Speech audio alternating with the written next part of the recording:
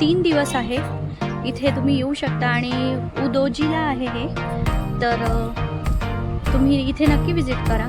आंबा महोत्सव आहे, खूप प्रमाणात हापूस आंबा आलेला आहे देवगडचा वगैरे. आणि तसंच इतर जे बेसिक असे मसाले वगैरे असतात